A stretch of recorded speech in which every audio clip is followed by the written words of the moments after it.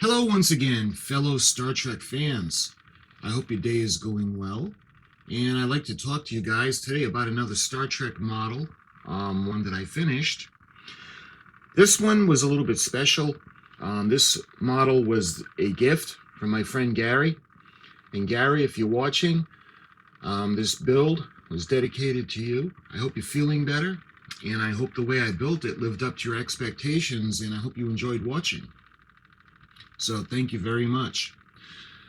This model build was the AMT Star Trek USS Enterprise ship set. And one of the ships was the lovely lady you're looking at. Not this one, but one in 1/2500 scale. Just never get tired of looking at her.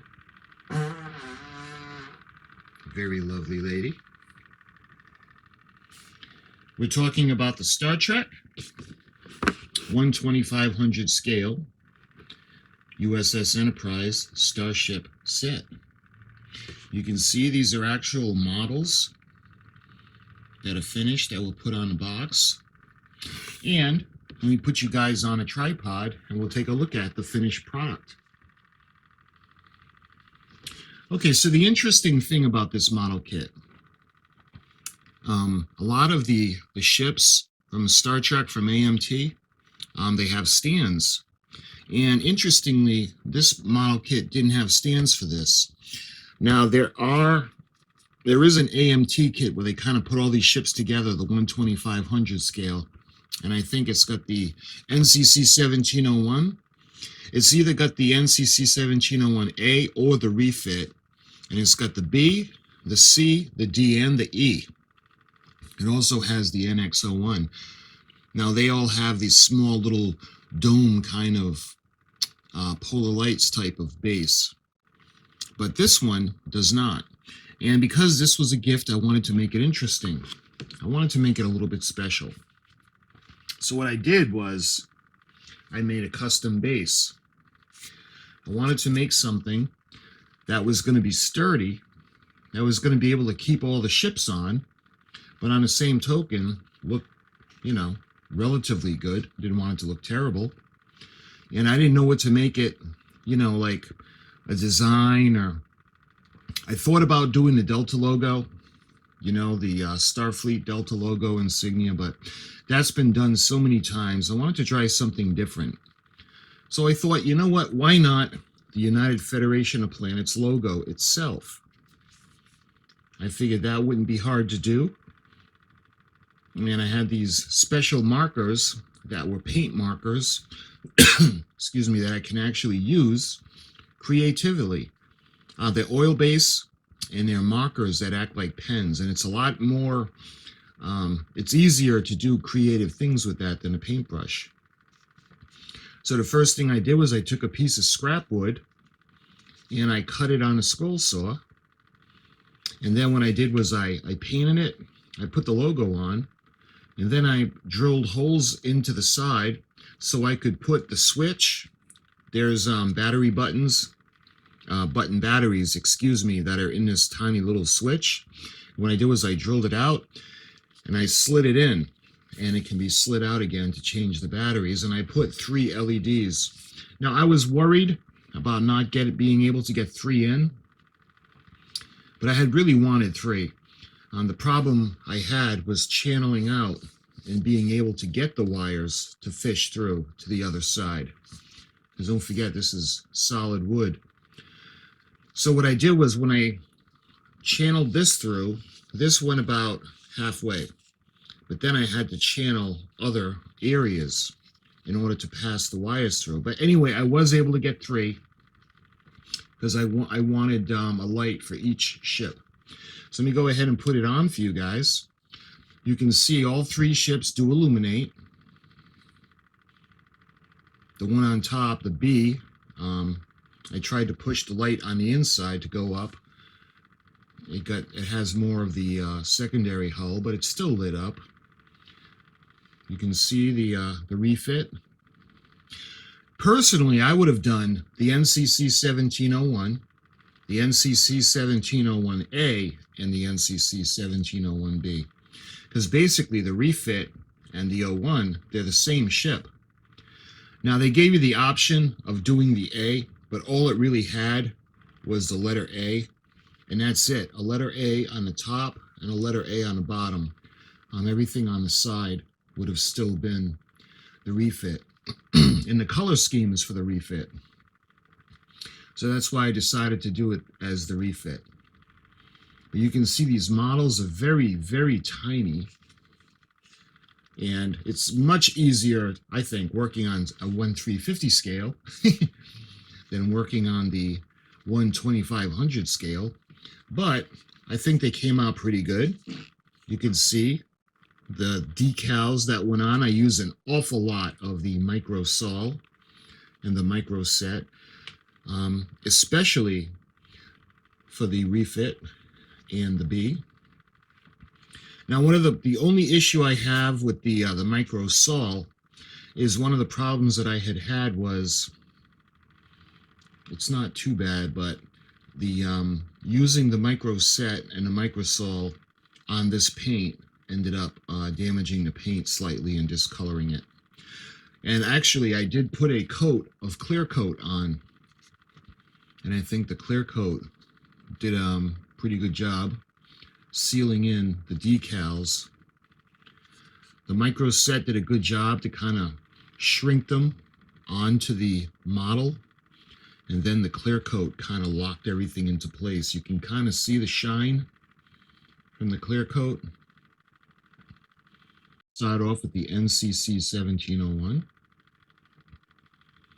The color that I had, when I had seen it advertised, the color was perfect. But when I put the color on, it was a little bit darker than I would have liked. The color itself is a blue steel, the Chalky Chicks, and I had used it for the NCC 1701D, and it was perfect, but it was a shade or two darker than what I would have liked. So I ended up trying to mix it with a little bit of white, and it didn't come out light enough, but it's still, I think she looks good. You can see the registration. And we have the Bassard collectors. They're painted red. I thought about lighting these, but there's just no way. The lights, the small lights wouldn't have been a problem, but nothing is clear. Everything is in solid plastic. So there's really no way to light it, but I wanted to make them lit. So I did the second best thing. I put lights in a display base so you guys can see it. You see the deflector dish,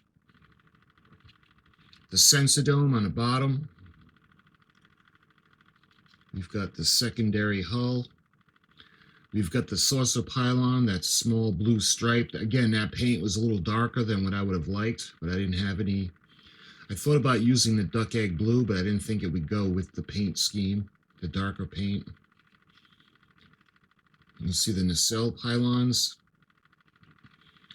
and you can see the ends of the nacelles with the caps with the back, the balls that come out of the back of the nacelles, the coolers, the chiller grills on the inside. Let me show you guys the bottom. You can see the markings. And at the aft end, we have the shuttle bay. I hope the camera is going to focus on this and not on the background. So that's the tiny little one that started it all.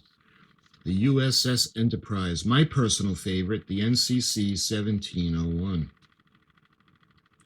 Now moving over to the refit, I consider the same ship, the NCC 1701. It really is the same ship. It was just refitted. And you can see they put the Aztecing on it. There's some speculation that the original filming model had Aztecing on it, but I for one don't see it in the photos on the filming model, and they don't have it at the Smithsonian, so I don't know how accurate that is. You can see under the saucer section, like Star Trek the Motion Picture has that iconic kind of shot of her, kind of like this. especially when she's coming out of space dock. You can see. Again, I hope the camera focuses.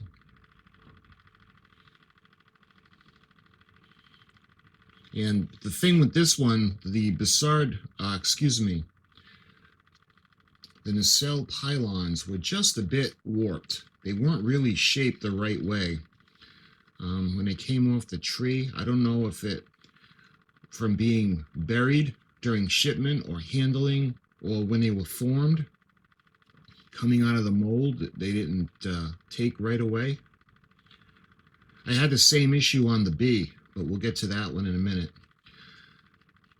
And the at first I didn't really notice that they were warped, but when I put on the decals, you can see the lines and the designs really make it noticeable. And looking at it in the back, you can see it almost looks like it was melted. That's why I'm thinking coming out of the mold, maybe it was still warm. I don't know. Or maybe the fact that it's so tiny, it was hard to get it to form. You can see the sides of the nacelles, and there were a lot of decals to put on that were pretty tough. Guys, if you're going to make this model kit, in my opinion, you shouldn't even try it unless you have a solution for the decals like Microset, Microsol. They do have others, but the Microsol is what I use, and the Microset. See, the Microsol is going to soften up the decals, and it lubes up the model and lets you slide them around to get them into position, and it softens them. Now the Microset kind of, I don't want to say dissolves them, but it breaks them down to the point where they form fit the model. And after it dries, it's kind of like shrink wrapped on. You can really see that on a secondary hull. I think that came out pretty good. The saucer pylon. And you got the photon torpedoes. The photon torpedoes didn't have a decal. They probably should have put a little bit of paint over there to represent the photon torpedo tubes. You can see the other side, the underneath, the Aztecing. And I had done the shuttle bay, a little bit of touch up. And this is the lovely Enterprise as she was refit and appeared for the first time in Star Trek: The Motion Picture. I don't know about you guys, but when I had first seen that as a kid, back in 1978, man, I just went crazy seeing her on a screen for the first time. I thought my heart was just doing leaps. I had loved her always from a childhood point of view. And when I seen her on a screen as a refit, oh man, did I just fall head over heels in love with her all over again. So that one is the refit. So then the last one in the kit, the build, was the NCC 1701B. And this one had a lot of decals as well. And the hardest decals on this one were for the nacelles. The decals on the saucer section weren't too bad.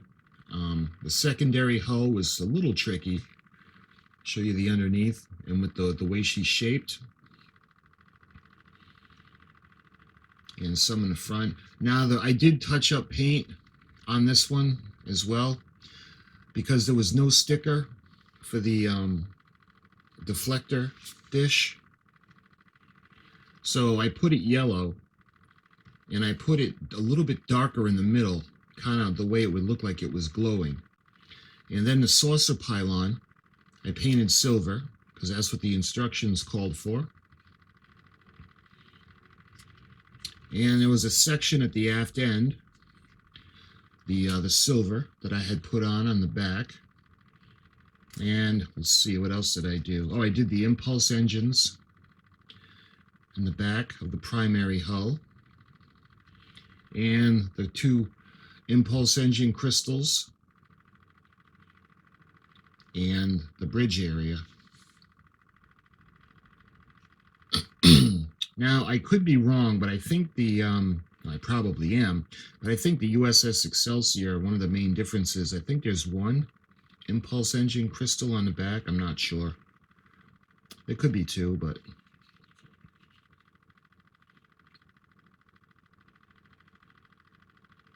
you can see the secondary hull. And again, because it was so small, and my big clumsy hands trying to get that in precise locations was a little tricky.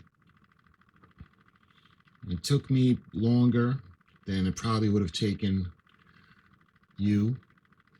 There are a lot of videos of just amazing jobs with models on YouTube, and I'm actually jealous. I wish I had the skills like some of you guys do. But in the end, I wanted to make it special. I think she looks respectable. I'll show you the top of the ship. And she has that weird kind of secondary hull, like when we first had seen the USS Excelsior. It was really different, and it's thin, especially towards the back.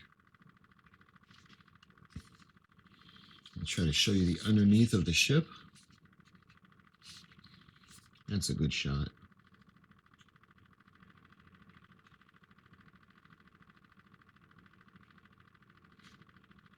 And that is all 3 ships that came in this kit.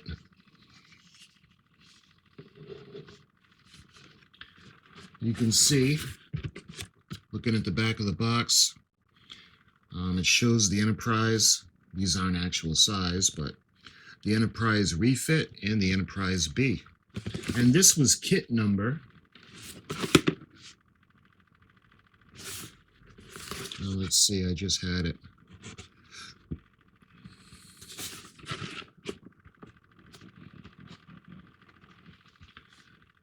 I'll put it up on the screen. And that was this model kit.